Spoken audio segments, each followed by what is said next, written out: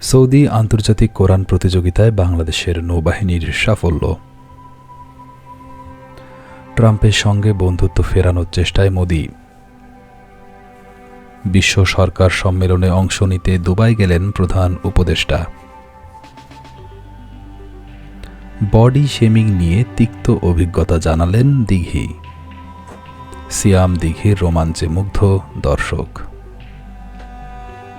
ফিক্সিংয়ের দায়ে সোহেলিকে 5 বছরের জন্য নিষিদ্ধ করল আইসিসি।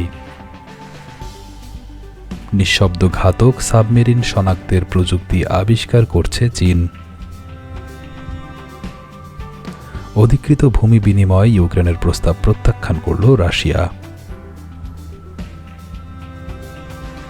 অন্তর্বর্তী সরকার খুবই সরল, আর না হয় ধুরন্ধর দুদু।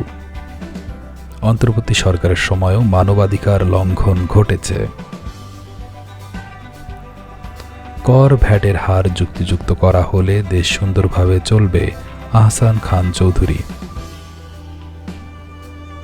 বিগত সরকার আইয়ামে জাহেলিয়া প্রতিষ্ঠা করে গেছে, যার নমুনা আয়নাঘর, প্রধান উপদেষ্টা। 7 থেকে 10 দিনের মধ্যে তেল সরবরাহের ঘাটতি দূর হবে। মিয়ানমারে খাদ্য সংকটের শঙ্কা, প্রভাব পড়তে পারে বাংলাদেশেও। দিনাজপুরে মহাসড়কে আলু ফেলে কৃষক ব্যবসায়ীদের বিক্ষোভ। নাগরিকত্ব বিক্রি করে ঘুরে দাঁড়িয়েছে যে দেশ। দলীয় নেতাদের নিয়ে বইমেলায় জামায়াতের আমির। প্রবাসীদের সুখবর দিলেন হাসনাত আব্দুল্লাহ। বিশ্বের সবচেয়ে বড় মহিষ। শিশুদের মস্তিষ্কের কার্যকারিতা বাড়ায় যেসব খাবার,